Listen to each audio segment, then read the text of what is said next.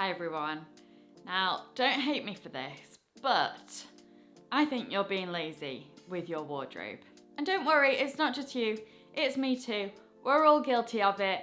It's something we fall into habit of. We've got very busy lives, all of us, and wardrobe sometimes just becomes a bit of a backseat to your life, whereas really it should be part of your life that brings enjoyment, confidence, fulfillment, something that gets you excited in the day. But the chances are it maybe isn't working for you. Are you finding that your wardrobe just isn't coming together how you want it to? I definitely have this feeling sometimes, and actually it can be down to laziness. So I'm going to talk through 3 things I think we all do and how to rectify them and how to correct them so that we can have a better functioning wardrobe. So it's a bit of a home truth really that you might be a little bit lazy within your wardrobe and figuring out what works and what doesn't. And something I do all the time is every time I come to my wardrobe, I'm getting ready, I'm in a bit of a hurry sometimes, and I just feel like the outfit isn't coming together. Instead of picking up on that at the time, I'm in a frenzy, I'm flicking through Instagram for some inspiration, I'm throwing things on, things are on the floor. Instead of taking a second then to think about what is it that's not working about all of these outfits, I don't. I ignore it, I move on, and the same thing happens again, and it becomes a really venomous circle in which I repeat, and I never really progress anywhere in my wardrobe. So let's give you an example of what I mean. So in the first cutaway, I'm wearing this all denim look. I absolutely adore this outfit. I've got this camel coat on. All together, I really like this look. However, it's February at the minute and it's cold outside. So wearing my shirt just doesn't make any sense. It's cold, I can't wear this outfit. I can't wear this shirt because it's got an open neck. So there I've just kind of lost an outfit option and it makes the shirt unwearable. Another example is this oversized black knit with a jacket over the top. Now again, this is a look there's nothing particularly wrong with it, except the knit just feels so bulky underneath.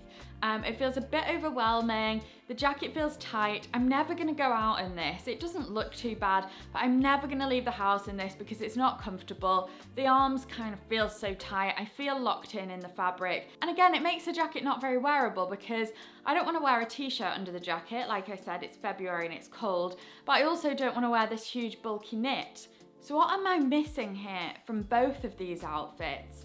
It's some simple, basic knitwear, something thin that you can use as a base layer, as a layering piece. So let's go back to the first outfit, and I've added in this fine roll neck knit. I can't remember where this is from actually, but I'll link some below, and I'll link everything below where possible. But the aim of the video isn't really the links here, it's more of the content, what I'm saying. And I don't necessarily mean that you're lacking in these things. It could be something completely different. This is an example. But the knit here has just completely transformed this outfit. It's 1, made it really warm, and 2, made it so the shirt is now wearable at all times of year. I can wear this in the spring, I can roll the sleeves up in the summer, I could wear it open with a vest top underneath, or I can wear it with a very fine knit underneath, something maybe I didn't have before that I've now added to my wardrobe, and it's opened it up. And so let's go back to the second outfit where I swapped the huge chunky knit again for a slimmer base layer, a very simple basic that I can wear time and time again. It's my Arket Merino. I've gone on and on and on about this jumper, but I wear it so much, it makes a great layering piece. And so what I was lacking there are these simple layering pieces, basics that can go with everything. And you may begrudgingly not want to invest in basics, but actually it just shows how much it can open up different elements of your wardrobe that you've not had before. So my tip is, every time you go in your wardrobe, you're getting dressed, you're having a panic, just write down the thing that you've not got. So that could be a pair of boots, it could be the basics, or it could be that you're someone who's got your basics nailed. You've got a really great capsule wardrobe. For example, I'm wearing this white t-shirt, black trousers, white trainers, nothing wrong with this outfit. but I might have an all capsule wardrobe outfit or all basics outfit. And actually I'm finding that things are lacking a bit and lacking a bit of personality. So it's those pieces then that I find I will need. So it could be anything from this bomber jacket that I'm adding to, it could be an accessory like a cool pair of sunglasses that transforms your look, or it could be a handbag like the Loewe one that I'm wearing here. Note, it doesn't have to be a designer bag, but anything that maybe adds a twist to the outfit that still maybe feels like you, but something maybe, it could be a trend piece, it doesn't necessarily have to be, but it could be just that one thing that transforms all your basics. So I really urge you, every time you go into your wardrobe, write that thing down that you're missing, and don't feel like you have to go into your wardrobe every time you find an outfit.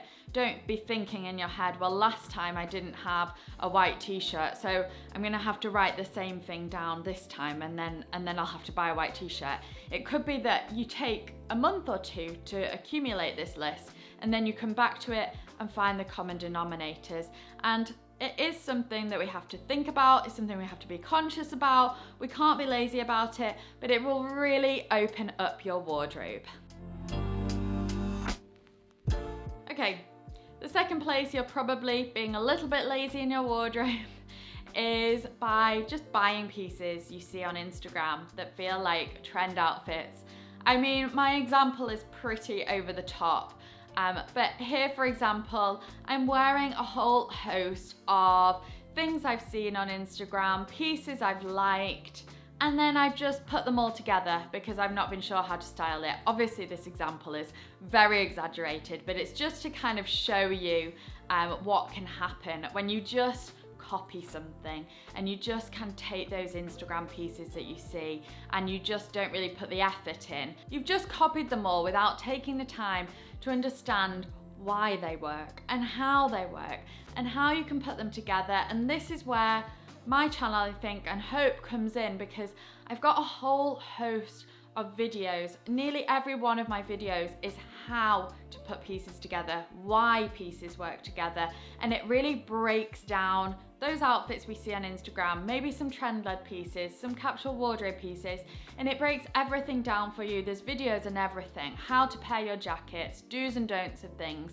And really, when you start understanding the whys and the reasoning behind all of these individual pieces, you can create some really cool looks from your pieces and your trend-led pieces, but it's all about the understanding behind. And I think that will also reduce a lot of wasteful purchases.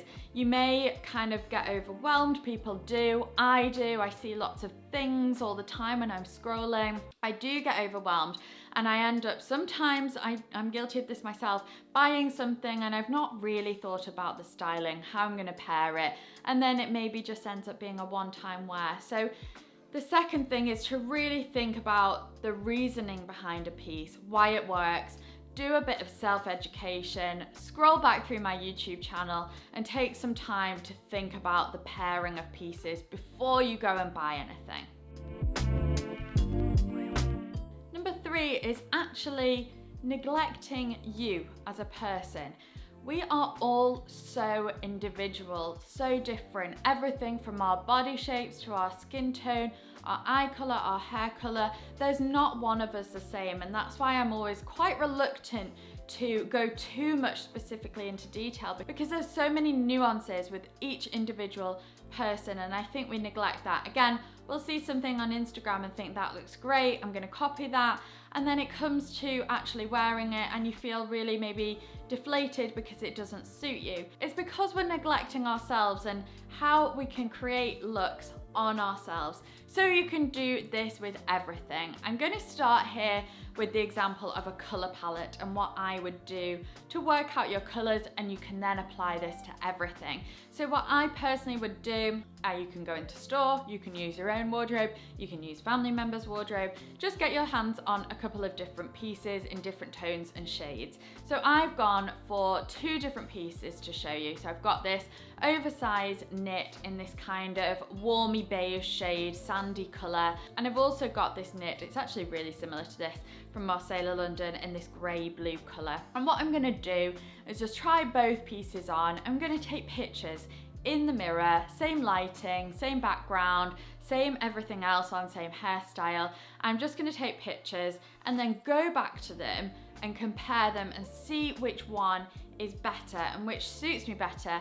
And I think hopefully you'll be able to see this in the camera. Obviously it's a bit different translating it via YouTube, but you should be able to see it on your own phone when you do it for yourself. And not even on the phone, you'll be able to see in the mirror which one do you come alive in, which makes your skin pop, your eyes look brighter. For me, it's definitely the second piece, the more grey, bluey piece. I just feel like it complements my eye colour really nicely. It's actually a really similar colour to my eyes. Obviously you don't have to go for that all the time, but I think that does work. It also, I think, complements my skin quite nicely because I do have a slight, although I'm quite yellowy skinned, I have a slight pink undertone as well. And I think it really complements that. Whereas I think the sandy colour, I personally don't think I suit this as much. I don't think it's the most hideous colour in the world for me. I don't really own many things that are really, really wrong for my skin tone because, for obvious reasons really. But I just think it's not as good as the second top. It kind of makes me feel a little bit flatter. It just doesn't really brighten me up as much as the other piece. So do this with your color palette. You can keep going on and on and on with loads of different colors and start writing them down on your phone and collecting a bit of information about yourself and what you suit. And equally, you can do this with proportions. So for example, I've done this with pictures in the mirror. I've got these wide leg trousers on, which I personally think I suit a looser leg trouser much better, whether that's a balloon shape, something just slightly looser leg, like a straight jean as opposed to a skinny jean. And then I've compared it to a pair of skinny jeans, so they're a little bit cropped. And I just think the wide leg trousers look so much more flattering on me and my body shape. So as I said, you can go on and on and on with this, proportions, colors, balancing colors, how they work on the top and the bottom, wearing shoes, what kind of shoes suit your ankles. You could just go on and on and on. And I think taking pictures is the absolute key way to do this because you can go back and reflect, and I think taking that moment out, going away and then coming back to them will really reveal your kind of true self, because I think sometimes in the moment when we're trying things on, we can get a bit flustered, stress ourselves out, and then just don't want anything to do with the clothes ever again. So it's nice to kind of have that break, but still we've got the memory of the pieces on the phone that we can analyze. So it's all about you putting the work in, which I think is quite a daunting task actually. We come to YouTube, we come to Instagram for that inspiration. We want it to be easy, but actually it's all about taking that inspiration and applying it to ourselves and applying it to our lifestyles and all of those factors. So I really hope this video has been useful. I've personally found it one of the best ones I've filmed lately. I hope it's one of the most informative ones. I hope it offers you something a little bit different that you can actually go away and think about. And I'm personally really excited to maybe take the weekend doing this. It just needs a couple of hours. You can do it over time. You don't need to do it all in one go. As I said, I know we're all busy. That's why we're not doing these things. But really just taking that time out will relieve a lot of pressure and a lot of time and a lot of money wasted. Hopefully it's been useful. If it has, let me know. I will continue to do this style of video and I will see you in my next one. Oh, don't forget to subscribe as well whilst you're here. Bye.